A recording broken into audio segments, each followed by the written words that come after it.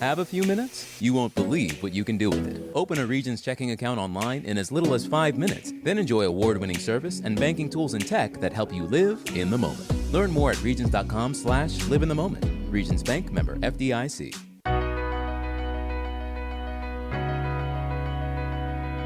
Live from the Subaru of Gwinnett Studio, inside the Sonesta Gwinnett Place Atlanta Hotel, it's time for Regions Business Radio. Regions Business Radio is presented by Regions Bank. Brave the beginning. Member FDIC. Now, here's your host, J.D. Mealer.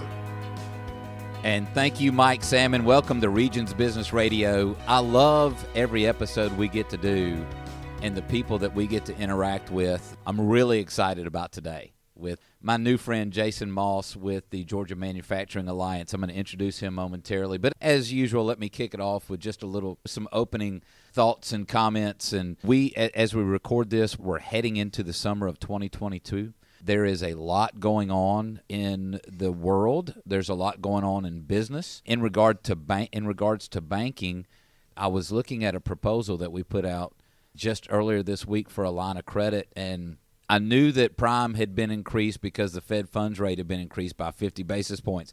But when you start to see that on interest rates of lines of credit, you begin to realize rates are going up. Rates increasing, the balance sheet still strong with cash is very interesting. Not a lot of loan demand out there that we're seeing.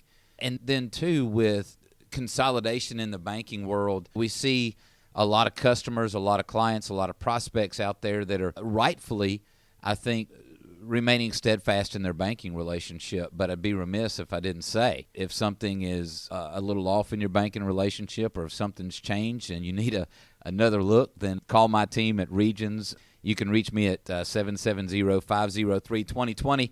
That's my Gainesville office, but we cover all of Northeast Georgia, especially Gwinnett. I am, as I said before, I'm extremely excited to talk to Jason Moss with Georgia Manufacturing Alliance. There's so many things that we can talk about. We've already had, 20 minutes of conversation and connecting. But Jason, thank you for joining us. Tell us about the Georgia Manufacturing Alliance. Man, I am honored to be here today with you and chatting a little bit about manufacturing. That's what we're based on. Is really, we founded this organization back in 2008 with the sole purpose to help support and grow manufacturing across the state of Georgia. And we do that through hosting plant tours, and we do networking events and educational sessions. Now, pre-COVID, we were doing about 120 live events a year. Oh, wow. And that's a lot. Do the math. That's a lot. Yeah. 120 events a year is a ton. And we were having a blast doing it. And then COVID showed up and had the opportunity to do some changes and make some modifications and learned a lot about what the industry is about. And I was really impressed with how resilient the industry is and the way that really smart people came up with great solutions to tough problems. And that's what I get to see every time I walk through a factory or meet with an industry leader, is to watch and see how they're able to make those changes. And again, the word of the year, pivot, right? Yes. But that was one of the really fun things. I believe we got to find the best in any situation. Amen. And I could do better at that, by the way. Sometimes it's tough. Sometimes you got to dig pretty deep. So you started in 2008. That was perfect timing. What a time to start something like Genius. this. Honestly, I get that feedback quite a bit, and I think that this was given to me as a gift, and it was up to me to do something with it. And look, give you a little background, little Jason background. Okay. Graduated from Henry County High School in 1987. Okay. And 89, I went into the Air Force, and I was loading bombs on F-16s. Now, that sounds pretty cool. That was pretty cool, but probably not the best career move. There wasn't a lot of demand for that one. I tried to work something out with Delta to take out Eastern quick, but it didn't quite work out. That's hilarious. But so there wasn't, like I said, there wasn't a lot of demand for that on the outside. So I ended up getting into the CAD industry. Okay. And took some classes here at Gwinnett Tech, and it was really neat to see how that came together. I'd never even taken a drafting class. Okay. I sat down the first night behind AutoCAD Release 11 and started drawing lines on the computer, and I'm like, I am in love. I took every class that they had. I ended up teaching that at Gwinnett Tech for a couple of years, and it was really neat to see how that progressed and got some got a couple positions in the space. But I found out that I got a little too much gypsy in my blood to sit behind a desk. I got to be going, right? I got to be rolling. And so I ended up getting into software sales. So I was selling AutoCAD software. Okay, makes sense. Eventually grew it. What is CAD stand for? CAD is computer-aided design. Okay. So it's using a computer to draw lines effectively. That's what it was initially, and then they developed 3D CAD, actually 3D modeling, and I got into a product called SolidWorks. And SolidWorks, AutoCAD was really primarily for the architectural world, and SolidWorks was for product design. Interesting. So it's a different space, and when I got into SolidWorks, I got working with manufacturers. Okay. That was the lead that got me connected in that space. Gotcha. And it was fun to make that transition and get into that world, got into the, So late this 90s, was, early 2000? 99, 2000. Okay. Again, perfect, some really fun timing. Yeah. I am picking them, baby. And I did that for a couple of years, and I fell in love with business-to-business networking. Yeah, okay. Right? Yes. So I figured out that was something that was interesting to do. Well, let me take a step back. So I did software sales, 99, 2000. Then I took about a 7-year sabbatical from that. And a lot of the folks in Gwinnett know me from my network marketing days. So I was into home-based businesses and network marketing and that kind of thing. And in the process, I learned about business-to-business networking. Chamber of Commerce. I became a member. I walked in the first time. I'll never forget. Some of the leadership in that network marketing stuff said, you need to get out in your community, and you need to go to the Chamber of Commerce. And I didn't know what the Chamber of Commerce was, honestly. I showed up the first day, and there's 150 people in the room. I'm like, man, these cats all going to buy my juice for the end of the day. I was like, we have struck gold. So, man, I got them all hemmed up. I was passing out cards fast as I could go. And now, what were you selling? I was a company called CyberWise. So we had a nutritional line, and then we had a tax program, and then we had a travel agency. So daggum, you could sell everybody. So you could sell something to somebody, right? These cats ain't gonna get out of here alive. Somebody's writing some checks today, but I'm like, we're gonna do this thing, and I was really excited to see how nice people were to me in the front of the room as I was handing them my card, because I was passing them out. Jack. Yeah. And as I walked out the door, I looked in the trash can, and all my cards were laying right there in that trash can. I was like, maybe I didn't do that quite right. A recycle? You just started a recycling Picked gig. them dudes back up, stuck them back in my pocket. We're going to try this again next week. We'll figure out another way to make this thing work. We've all done it. I think everybody's done it. The first time you go to a network thing, you're scared to death because you got 30 seconds and you got to talk, and you're like, holy crap, they're going to call on me next, and I don't know what to say. But I think there ought to be a business networking training for everybody that ever goes to school, right? Yeah. Guys, if you're going to go to the chambers, and I love the chamber because I cut my teeth in that space, and they're wonderful people, and they're unbelievably beneficial to the community. But if you're focused on selling the room the first time, probably not real wise. But I was like, there's got to be a way to figure this out. I'm going to work through this, and so I was blessed to get connected with a couple people and said, probably don't want to start off that way. You might want to, soften the intro just a little bit, but it's just real, man. Hey, my name's Jason. How many do you want? Yeah. Would you like a case? Right. I had this buddy that was selling. You said juice, and some time ago there was a bottle of stuff, and it was some sort of thing, and you just sell anyway. Yeah, and we acknowledge and appreciate. We all learn a variety of different lessons through that process, but I fell in love with it. I was like, there's got to be a way for this to work. And eventually I figured out some systems and some approaches that were effective in a business-to-business networking environment.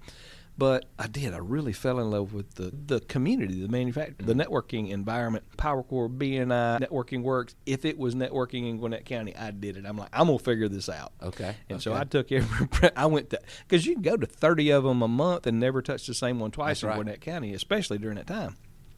So I tried a lot, learned a little bit about the networking, got a little more effective at it, and I was able to coach that through some of my team. And I had a team of people all across the country. I built an organization of about 4,500 people nationwide. Oh, dang. And so I'm relatively successful at it. Yeah. Pretty stubborn. If I get on something, I'm going to figure out a way to make it happen. But I put that organization together, and my wife was not a big fan. Matter of fact, she hated network marketing. She so I was out fighting the dragon outside, and I'd come home and get to enjoy a little of that too. Yeah, gotcha. It was just not her thing, and she didn't like to do it. And as I got a little more successful at it, I'd be the guy that come in and do the weekend seminars. Okay. And my wife was like, people will fly you in and pay you to speak. Yeah, amen. Rock on. And I'm like, yes. She said, well, I'd pay you to sit down and shut up all weekend. I looked at her and I'm like, they pay better, so I'm going to go do that. And so that's what I did. But the lessons that I learned in the process of that, now, when that company went away, and they do sometimes, I got my T-shirt. I'll never do one of those again. I'm thankful for the lessons that I learned. It was very valuable. Can I ask you this Sure. as a leader, as a builder of organizations in the past, and it's a leadership principle. If you compare what you learned in the hard times compared to what you learned in the good times, or said another way, how valuable were the lessons that you learned in failure compared to the lessons that you learned in success? You learn a lot faster with a black eye, I have found, and a bloody nose. You pick it up and you learn those lessons solid. You don't repeat those often. And when times are tough, and that's part of the thing, when that company went away, I had to get back into doing something that I knew how to do. So I hopped back into software sales. Okay. Right? Now, again, perfect timing, 2008, getting back into software sales. Was into 7 is when I got back into sales, and then the first February of 08 was my kickoff meeting. Oh, no. And it was a divine thing. I am convinced it was given to me because I don't think it could have ever happened in a different area because of the concentration of manufacturers or at a different time. And let me tell you why. Okay. So manufacturers up until that point, they had never had to go out and market themselves, especially mom and pop machine shops. Okay. If you got a mill and a lathe and a phone, you had all the business that you needed to do. And these guys had never had to go out and attract new business. And we knew what was going on in 2008. It was hitting a fan. And these guys, it was really neat to see the timing on it because a lot of the guys that stepped up. Now, I kicked this thing out. I came up with the idea in December, and I'm like, I knew how powerful networking was in network marketing. Right. Business to business So networking. December of 07. So this was December of 07.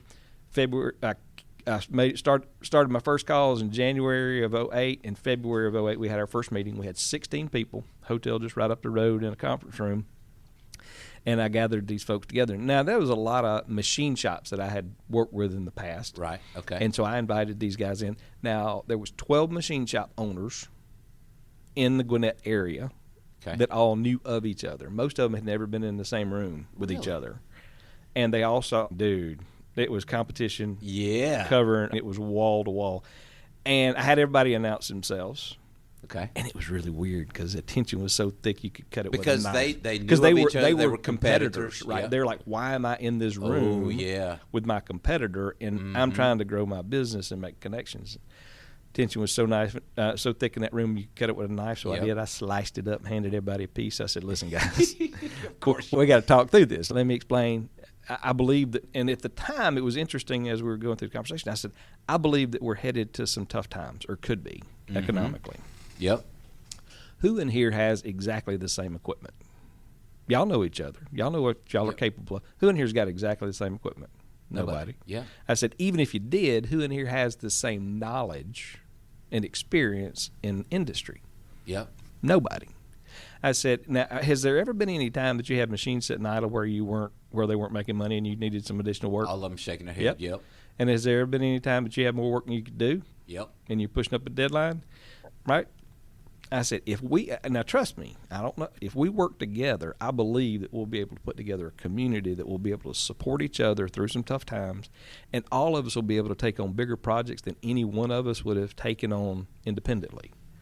I said, now if you'll just bring it and trust me on this thing, let's just do this thing. And it was like you let the air out of the balloon.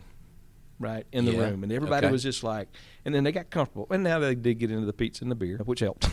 Always. But we talked through it and we said, and from then we have had at least one live event every month since then, since February of 08. And again, we got up to where we're doing 10 or 12 a month. Dang. You know, and it's about building community. And sadly, as we sit here today, I think that a lot of the things that we saw back in 2007, 2008 might be on the horizon for manufacturers, and not just manufacturers. I think the business community as a whole, if we work together and we share insights and share best practices and work together as a community and build relationships, that's the magic, man. This is a business and finance podcast. I am forbidden from going off the rails a little bit. But maybe we could just take that idea that you had getting those 12 machine shops in a room in a manufacturing world. Maybe we could just apply that to life in general. Yep. And get a bunch of people in a room and realize that, hey, we may be competing in some cases, but in other cases we need each other. I love that. Yeah. I love the idea that personally we're responsible for getting people in a room that otherwise would have never connected and put them on a journey together to help one another. If you're called to that, you will never, ever have a lack of things to do when you connect people like that. And you're a wonderful connector. Those 12 original folk, or let's say those of the 16 at the original meeting, the 12 machine shops, are they still around? Several of them are still involved in GMA. So we went through some cycles and grew and made some modifications, and the economy changed a little bit, and we got up to 2011, and I had gotten out of software sales by this time. Oh, this was a full-time gig? No, this was just part-time. I was doing a couple days a month and that sort of thing. And Gotcha. And I looked, and 2011 showed up, and I decided I'd change stuff up a little bit. And what happened was these folks were gathering together. It was working. We were passing business. And since I didn't have a horse in the race, I didn't have any financial benefit from me being in the room and gathering these people together. I didn't have anything to sell them. I gathered my leaders together, and I said, listen, either we're going to grow this thing or we're going to shut it down. I need to know if this has been beneficial. And several of the guys came to me, and they said, had it not been for GMA, we would not be in business today. Come on. And I was like, wow. Now, if we're having that I knew it was having some impact, but I had no idea. And then they started rattling off all the contracts and all the stuff they're doing, because we don't track. And some people tell me that I need to, but that's one of the things that I despised about other networking groups, is it just didn't fit for me. But I was still committed to figure out how. I said, so if we're going to do it, we're going to grow it. And I went through the room, and I had folks tell me, I said, so if we're going to do it, we need to grow, because we had stagnated a little bit. And who do you know than manufacturing that manufactures a product that you can go pick up at Walmart or Home Depot in Georgia? Who makes stuff? Yep. And I said, I'm going to take whoever gives me the most out to dinner to a really nice restaurant. So everybody get your pens and paper out. This is not to share. Just go. Yep. And in about 3 or 4 minutes, to my surprise, everybody had laid their pencils down. Now, this is a room full of manufacturers and people that sold to manufacturers. Okay. 40 people in the room. Okay. And it got quiet. And I'm like, dude. I don't know where this is going. And I said, who in here's got the most over 10? Not a hand in the room. Who in here's got... so how many do you think the most any one person had? Originally, I'd have said 15 or 20. But I'm guessing it's 4? One dude had 6. One guy had 6. And I'm like, if this group of people don't know what's being made in Georgia, how can we expect the consumer on the street that's not even in the space to know what's being made here? Correct. There's something fundamentally wrong with this picture. Mm-hmm. Mm-hmm. There's an education gap on if we want products, if we want to live in a country that manufactures things, we got to know what those things are. Right. And so I went on a mission, man. I pivoted at that point. I was like, it was like an aha. Some guys call it your hinge moment. You hinged on that, like, and you. Man, if these guys don't know how can we get the message out, and does it really matter? Yep. And so I started. Rob Woodall, pretty close friend, and I reached out to him and I said, "Listen, I need to get a list of all the consumer products manufactured in Georgia, companies that make them." Hey, you'd think that'd be a pretty easy thing to do out of Washington D.C. I would surely. And you're like, we don't track that. I'm like, no way. And he spent tons of time looking for it, and so I decided we're going to build a list. Okay. Because people want to buy stuff, but they got to know what to buy. Yeah. So we kicked off a campaign called Buy From Georgia. Okay. Right, to identify products that were made in Georgia. I like that. That was a lot of fun, and we did a Buy From Georgia trade show. It's called the Georgia Manufacturing Expo. Okay. Now, this was an expo, and it was open to consumers to attend. And it's my first trade. Now I'm a trade show junkie, man. I love trade shows. I like being in the booth. I like being around the booth. I walk through the booth. I love trade shows. Handing There's out those cards. Yeah, it's just passing them out, baby. There's a connection, and I don't know why, but I was like, this trade show thing seemed like a great idea. Well, why don't I just do one? Yeah. And so I kicked it. Let me just give you a little hint. Give yourself more than 6 months to kick off a trade. But I went and rented the whole Gwinnett Center. Oh my gosh! You got the whole thing. I had visions of grandeur, baby. I was like tens of thousands of people. You got to be the optimist, right? Yeah, baby. Just stand back and watch. But we ended up with 60 or 70 exhibitors. It was a reasonable trade show, and we had over 1,000 people show up for a first year show in 2013. Okay. And doing a trade show, getting 1,000 folks walk through the doors in a first year trade show was I'm now in parts of groups, and they're like, that is unheard of. With zero budget and doing it in 6 months. And again, it was a gift. By the seat of your pants. It was a gift. Yeah, I promise you. I promise you. 1,000 people. Did they have to pay to attend? It was free to attend. I charged for the exhibitors, and I worked like a crazy man for 6 months. I mean, it was 20 hours a day for 6 months. Dang. Plus all the other stuff that I was doing, running the association. And with this vision of this event, and you're going to put everybody in a room. And and then I broke even.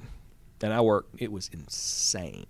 Dang. Worked like a crazy man for 6 months, nonstop, and it broke even. And now when I talk to the folks that are in the event business, they're like, breaking even on any of the first 3 years is great. That's a win. Dang. And I'm like, not at my house. I was like 10 grand upside down the week leading into the thing, and I'm like, I got to go home and explain to my wife that I'm working like this, and I'm going to have to write a check to get out of it. It's not, I mean, honey, it's going to be great. But again, it ended up working out. So we did the Expo for 2013, 2014, and I was like, if I'm going to work this hard, I got to figure out a way to make money at it. Yeah. So we converted it to a pay event, but really designed it for the manufacturers. So it went from the Georgia Manufacturing Expo to the Georgia Manufacturing Summit. Okay. And so I love, the attendee went down. We ended up with a lot fewer exhibitors, did it over to Cobb Galleria, but there was a demand for it. Mm-hmm. And people really loved for the leaders to be able to get together and talk about best practices once a year. And so we ran that all the way up to, we were scheduled to have over 1,000 people at the 2020 show. And I'd already had all my booths sold, had my speakers lined up. It was all set for September, and this was in February. And I did learn one very valuable lesson, that it's almost as hard to unwind a trade show I bet. as to put one together. Yeah. Dang. Because I got this thing in my terms and conditions that says, you give me money, I keep it. That's what but fine print should always be reviewed. Yeah, that wasn't real fine. I wrote it pretty big. Okay, I want to make sure everybody. But we ended up, I mean, of course, we did everything that was right. I mean, we settled up with everybody. Everybody was cool. We were able to go through that. But during that time, we're in the events business. We're as much in events business as an association. Okay. Because my goal, again, is to help industry leaders have the opportunity to learn best practices from each other through the plant tours. Yep. And they're able to build their relationships and build their network. Yep. So it's a place for people to gather together. I mean, COVID was crazy, dude. Now, we are a for-profit industry association, which is really unique in the space. 99.5% of the associations out there are nonprofits because they either do lobbying or they do education and certification. Okay. And most of them are structured as a nonprofit.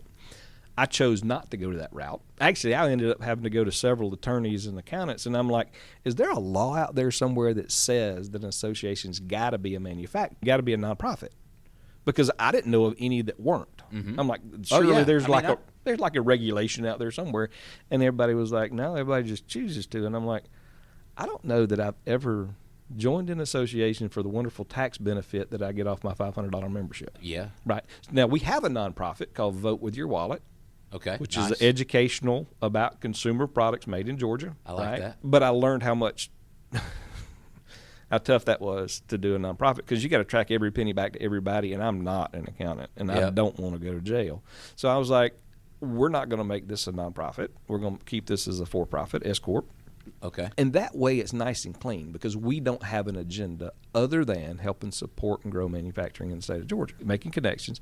And we've got a pretty broad tent. We got Daniel Defense and Starbucks And Dang. it doesn't get much. That's a pretty big spread. In a variety of ways, yes. Right. And we want to be able to make that comfortable. And if we were in the political realm, now the Georgia Association of Manufacturers, now Roy Bowen's retiring this year. He's a great guy. He has done a fantastic job representing folks under the Capitol, from what I've been told, because we don't get into politics.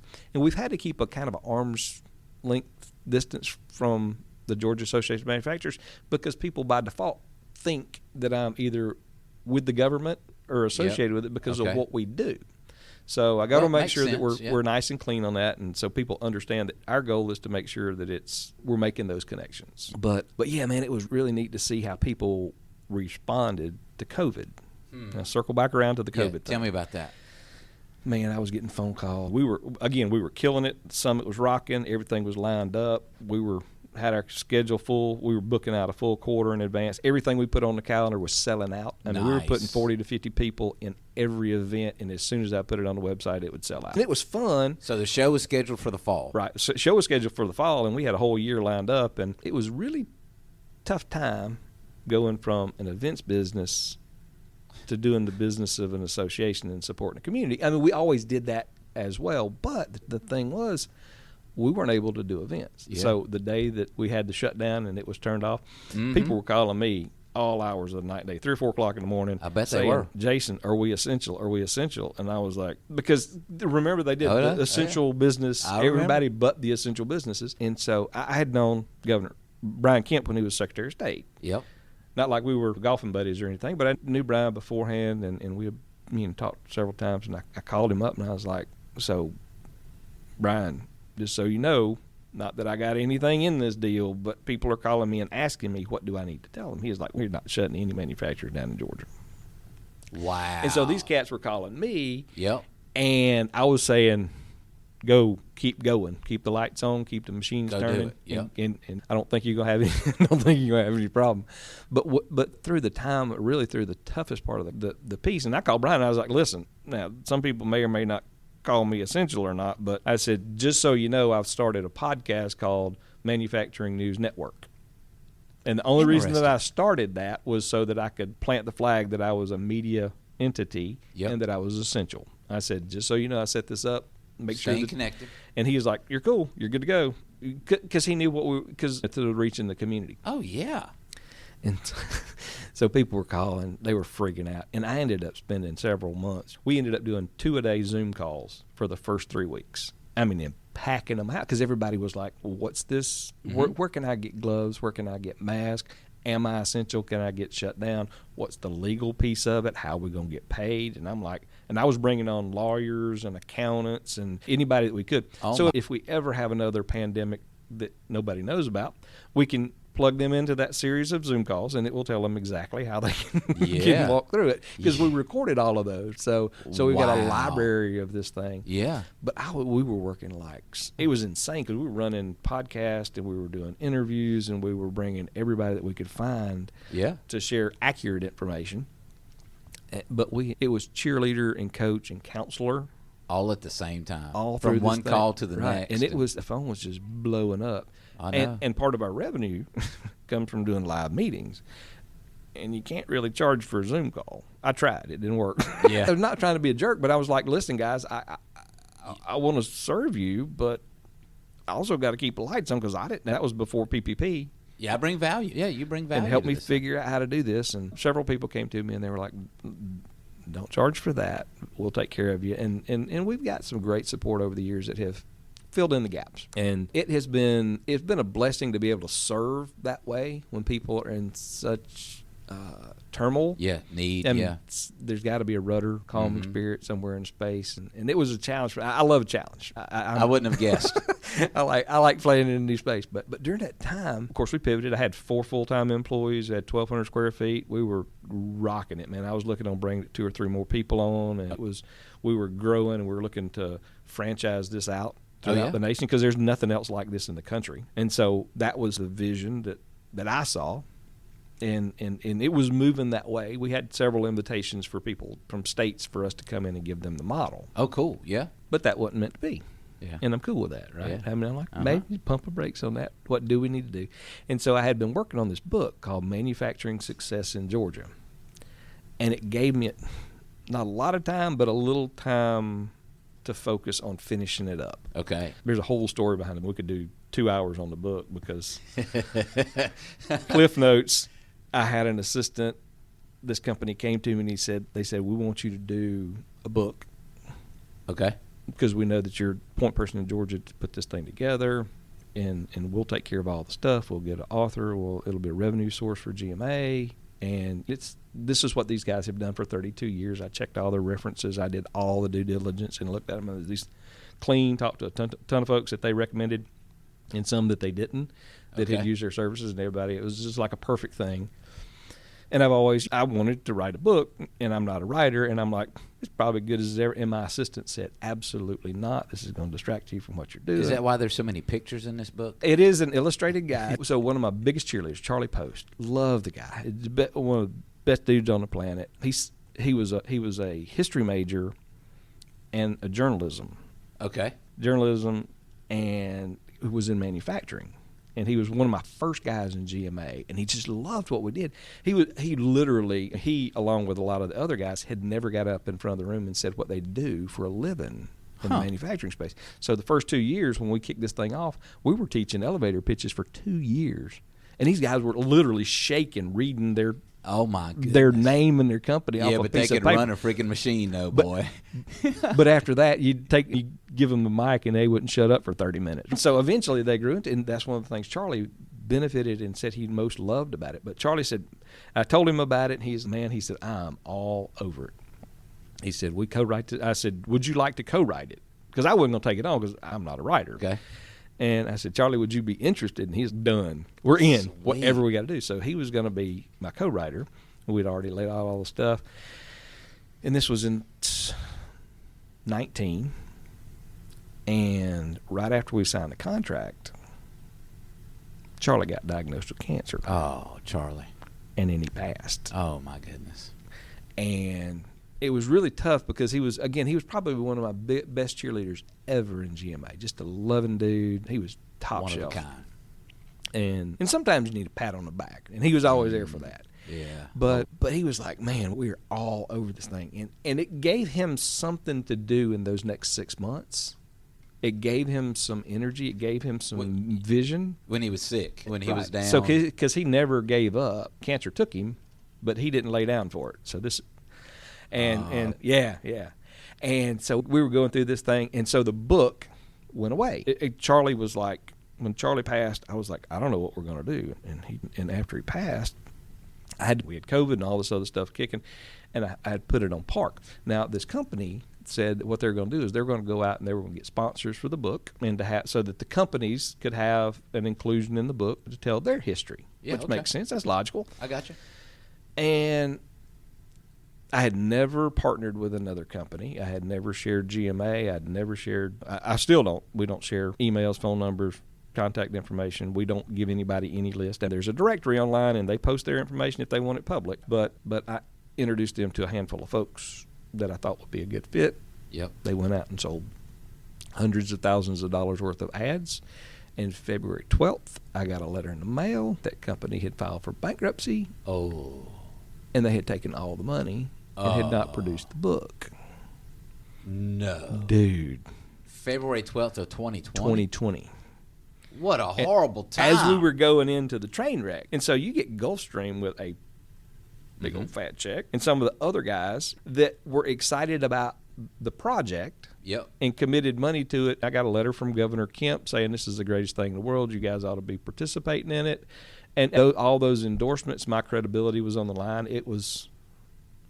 And everybody said, that company, we were on the phone with lawyers from big companies that listening to the bankruptcy thing, and they're like, they got this thing wrapped up, let's just walk away from it. Everybody said, just walk away from it, Jason. Just, you learned a lesson, a very valuable lesson with our money. And I'm like, I'm still going to do it. I got to figure out a way to do it. Okay. So what you're holding in your hand there, that book, came out of my back pocket. I was like, there was no money. All the money was gone. We weren't getting any of it back. I'm like, but I said we were going to do a book, and by damn, we're going to do a book. Yeah. And after Charlie had passed, they had hired a co-writer to help do the background. Diane Dent She was she's actually English teacher down in Middle Georgia College. Okay. And awesome. had already done a book on Georgia history, but they hadn't paid her a penny. And she had already had it about 70% written. And she was like, I was told I was going to be the author on it. Yeah. And they were going to pay me, neither of which has come true. And I'm like, I was told you were going to be a ghostwriter. Oh, my God. And that they had paid you, right? Dang. And I was like, both of us were like really cautious to even talk to each other. Oh, yeah. Because they had already burnt her and burnt me. And I'm like, she's like, I got this book half written and I'm going to publish it. And I'm like, you ain't going to use that friggin' name because I got that copyrighted. Mm. But we ended up being great friends and we talked through it and we was like, this thing just needs to happen. Yeah. Now this was supposed to be a revenue source. Yep. So those folks that you see there all committed to the concept and wrote checks and we're expecting to get books and be published and all the stuff. And all of them said, Jason, it's COVID and our world is coming apart. We're completely cool with you, and it's fine if you just delete the project, just cancel it. Yeah. And I'm like, thank you. Each one of them individually said, Yep. It is cool. Just let it go. And I'm like, I can't because I told you I was going to do it, and I'm going to do it. So we ended up doing it. We didn't print as many books as we had initially planned. And these are names. If you have the book, you can. Yeah. And you've already said Gulfstream. Mm-hmm. Come on. Yeah. Kia. And you don't let those cats down. And had I they were okay, and they were like, it's okay. It's bankruptcy. We as big businesses have all gone through that. They didn't see it on you. They saw it on the vendor. But I was still affiliated with it because I made the introduction and opened the door and set the project up. But I'm like, it's going to happen anyway. We're going to do it. And so I saddled up, said a lot of prayers, and it turned out. And I was like, this is what we're going to do. In lieu of me sending you cases of books, what we're going to do is we're going to do some live promotion. So I went and bought this 32-foot RV. And I wrapped it. Okay, raise your hand if you're surprised that Jason's riding around in an RV. So I wrapped this thing, and the title of the book, if you look it up, you go to Manufacturing Success in Georgia. So Manufacturing Success in Georgia is all over this RV, and I set it up to be a studio inside the RV. Nice, okay. And so we were part of my give back because, again, I'm not going to print 1,000 extra books to just hand out. That was part of what those guys had paid for in their sponsorship packet. But I said, I'll give you some digital support. Now, the book is about Georgia's manufacturing history, and it goes from Eli Whitney and the cotton gin to the latest and greatest Gulfstream and everything in between. Holy cow. And lots of pictures. Again, I'm a big picture guy. Yeah, I needed them.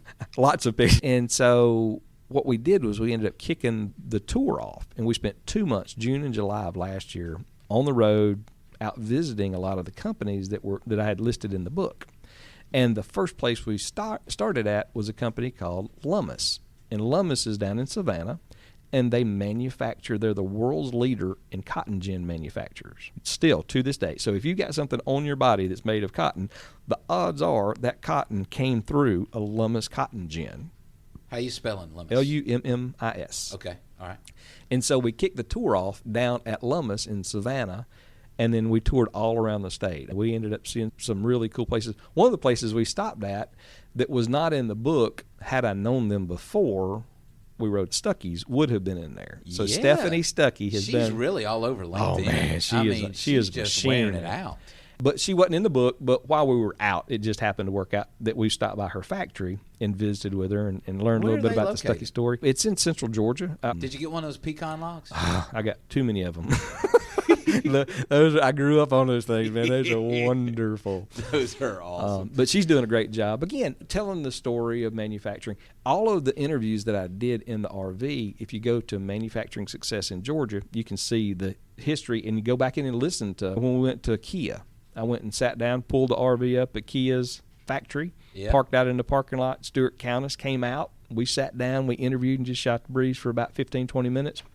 And we were going live. When we did it, we were going live on Facebook, LinkedIn, and YouTube all at the same time. Oh, bring from it. the RV. Now, from the RV, as long as there was good internet connection, Right. we were going live. Most of them turned out pretty good. Some of them was a little sketchy. And by the end, I had figured out most of what I needed to know. But it's been really fun seeing that process. What do you do when time is tough? And right now, we decided that we're not going to do another trade show this year. Okay. 22, we're not geared for it because we're not in a position where we can stop and start. It takes about a year to put a good show together. There's a company out of the UK that reached out to me, and they're hosting on June 8th and 9th the Greener Manufacturing Show. Okay. And it's going to be at the Cobb So Galleria. you're partnering with somebody so to do we a show. partner with them to do this show. And anybody that's interested in the latest technology, what the processes are, what's going on, it's free to attend the exhibit hall. And then there's a conference. It's a 2-day conference, and they got speakers from all over. Okay. Actually, I was able to get Stuart Countess, the CEO of Kia. He's going to be the kickoff for the manufacturing Oh, nice. group of it. So Yeah. really, it was a win for everybody because Kia's got some really great sustainability programs, and especially with all the electrification of the automotive industry. Yep. But it's really neat to be able to allow give Kia that platform. To Yeah. come in and talk. Well, But we've yeah. got several of our GMA members that have got booths, and I've got a couple booths still left. Depending on the timing when you're able to listen to this podcast, all the information is on our website, GeorgiaManufacturingAlliance.com, and go under the events page. But June 8th and 9th, Fastenal is one of our companies. Fastenal and Ambrel and Coastal Solar and TRC Staffing. Okay. Yep. Been a long time member of GMA. They got kind of division in the sustainability piece. So it's Really? yeah. So groups that I wouldn't have quite connected with, thinking that the sustainability piece, but these guys jumped all over it. As soon as they saw it was available. Very interesting. So we're trying to figure out how to support and partner with this group Yep. to make sure that we get the sustainable message out. Because people are, and most of the people, man, I have seen, now again, we're not going to share that, but I have seen the registration for the attendee list. And it is off the chart. Top execs from lots of companies. Gotcha. Yep. Boeings and Apples and a lot. And we've got people on the speaker lineup. We got folks from Cargill and Kimberly-Clark and Shell and Dang. just all over the map, dude. And people will be coming from all over the U.S. and some from across the pond coming into this event. So this is an Wow. event not to miss. Okay. And not to miss You can event. attend and see the exhibit hall for free. You can attend the breakout Conference session. It's and a stuff full like that. conference. GMA members and friends and family have a special pricing for if you want to attend the conference. Let us know, and we'll work something out on that. Where do they find that? It's all online. Yeah, GeorgiaManufacturingAlliance. GeorgiaManufacturingAlliance.com under the events page. Gotcha. And, but that's where we're at right now. Where we see the future, we're just still figuring out ways to help support and grow the manufacturing community. I've started, and this is the first time I've publicly announced that that we put together. For years, people have asked me to put together an executive roundtable, a mastermind for manufacturing leaders. Yeah.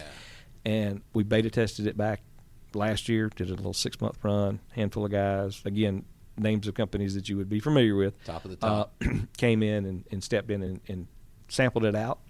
And we just had another meeting last night, and it was amazing. I don't back down for too much setting up the executive level conversation because I'm like, I've never run a factory. What do I know about that?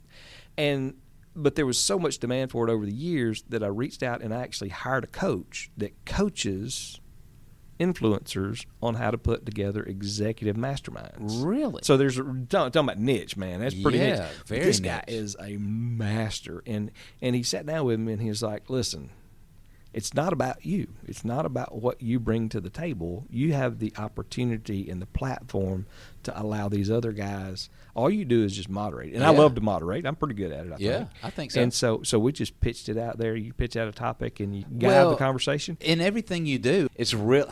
It's almost cheating. Jason, you're almost cheating. Because what are you doing? You're saying, hey, Mr. Manufacturer, Mrs. Manufacturer, tell me about your most important thing. And it's this. That's what you're telling. Yeah. And we do that at the bank. Right. Hey, look, we're 48 minutes in. I said, hey, tell me about Georgia Manufacturing Alliance. Then you run. Yeah.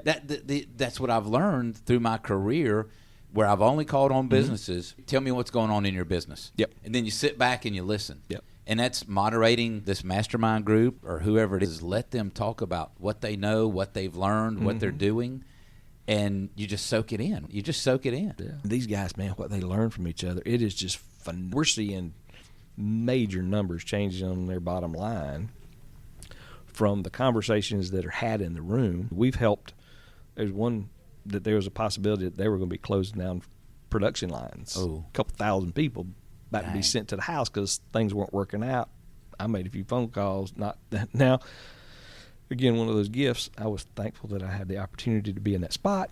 I opened up a few conversations, avoided that catastrophe, and kept those people at work that Dang. would have not been. And I was like, wow, that is cool. It is cool. Because I keep asking. I'm like, am I at the right place? Am I doing what you want me to do?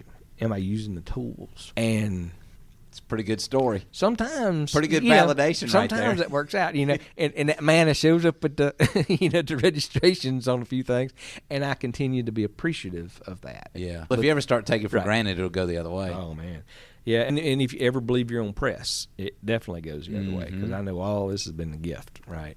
It is. But this mastermind thing, I'm in my groove in that space Yeah. because I'm able to. Because I've been looking for ways to, how do I impact and influence and assist at a higher level than I have been through GMA. I'm going to continue to keep GMA going. We have a team. Right. Right. You have a team that does that in their geographies. You have Northeast, you have Right. Gwinnett, you have Northwest. They can do what you've Yep. taught them to do, help them to learn, and now you take your influence really to a higher level. Right. Yeah. That's So pretty we're cool. looking at opening up a new group in that mastermind. So we're looking for, and we're very specific. It's got to be executive leaders of successful manufacturers that have a mindset for growth, that are open to share and interested in learning. Is there like a revenue? Yes, it's very much like a Vistage. So it's Okay. an annual deal, and No, is there a revenue qualifier too? So could No. it be a $4 million a year manufacturer up to a $1 billion it's, a yeah, year? it's 10 and above. 10 and Yeah, above? Yeah, 10 and Okay. above is the target. Yeah, that because makes sense. at that point, they've got a big enough team that we're talking about leadership. Right. You know. got other C-suite, Right. executives in. You got Right. a COO, CIO, maybe CFO, for Yeah. example, and they're leading other senior leaders within their organization. So it's not just the guy that's on the floor making things run. It's an executive that is influencing the floor through a team of people. It's very similar to Vistage. Again, and R&D means Rob in disguise. That's how that works out. But Vistage has been very successful internationally. And we've seen the model that works. Some of the things that I've gotten feedback from some of my executive leaders is we want something specific to manufacturers. Yeah. And only manufacturers Right. in the room, because Dang. it's beneficial to see how a restaurant grows or a dry cleaner grows. But if a manufacturer's worried about getting liquid nitrogen, they don't care what the menu looks like. That's right. Or the latest cleaning agent. Correct. They want to know Yeah. from a manufacturer's need- vantage. It's a tight niche. Yeah. Yeah, and they have the connectivity that you talked about. Now, look, I need to respect your time. Yeah. We need to bring this thing in for a landing, but I'd be remiss if I didn't go here for a minute. What types of manufacturers benefit from joining your organization? All of them? From mom and pop machine shops, because we got everything from a mom and pop machine shop to Gulfstream to Kia. So it's all over the map. Small to mid-sized manufacturers learn and benefit from different parts of the organization. Sometimes we have HR leaders. Sometimes we have continuous improvement folks. Yeah, okay. Sometimes we have safety people in the companies. For sure. And so we have a wide variety of events and trainings to support each department in the manufacturer, but also a variety of different size manufacturers. Okay. So Kia might need to get some parts made or get some equipment and some tooling or whatever. Yep. That machine shop can then get connected to fill those needs back and forth, and it's a win-win for everybody. Yeah, it is, and I think that you're a master at making connections. You're connecting people one with another to help the entire community, business community in the state of Georgia. I'm thinking about our chamber in Hall County. We typically do a Hall County Day at the Capitol when they're in session, and we bring products that are made or manufactured in Hall County, and we put them on all the senators and representatives' desks, and it's a big day. Oh, yeah. And I sort of think about that as the Georgia Manufacturing Alliance. What are the Georgia products that we're doing? I'd also be remiss if I didn't just take an opportunity to say not only thank you for joining us today and sharing the story, but also I sort of got a wedge in there the fact that we at Regions in our commercial, we have a big appetite to grow relationships with the manufacturers. Oh, absolutely. I'm real selective of who we allow to be members of GMA. Two things. One is Regions, the name stands for itself. It's been engaged in the community, which helps a lot. Lots of manufacturers are very familiar. And Justin. Yeah. That dude, man, he is as sharp as they come. So I think, thank you for saying that. He is a good one. So I am thrilled to be able to know that he is one of the point people for Regions to be representing Regions inside of GMA. And because we need folks like that, because he is, man, that guy is sharp. He's really good. And as we roll these things out, it's everything. I mean, people don't realize that, believe it or not, we're one of the most effective import-export bank lenders in the nation. Mm-hmm. You don't think about that coming out of Birmingham, but we do a lot of the XM stuff. We do some working capital with SBA, which is very important for importers, exporters. We know manufacturing. If I think about the clients that we have in our book of business, boy, we could talk about it forever, couldn't we? It's something that we're strong at. Mm-hmm. And I think it's because of the roots of the bank. Think about the steel industry in Birmingham and understanding something crazy, UCA cash flow. Do we really understand the connectivity between your AR days turn and your AP days? Do you have cash out there that you don't even realize you have? Mm-hmm. So I'm not going to go into underwriting and geek everybody out. But just thank you for welcoming Justin. Thank you for welcoming Regions. We're very happy to support, be involved, help in any way that we can. And if we can continue to work together, we'd absolutely welcome that. And two, just thanks for being a great new friend. I love your energy, and if we can help anybody in any way, please let us know. In closing, we had mentioned earlier, I want to honor him. You have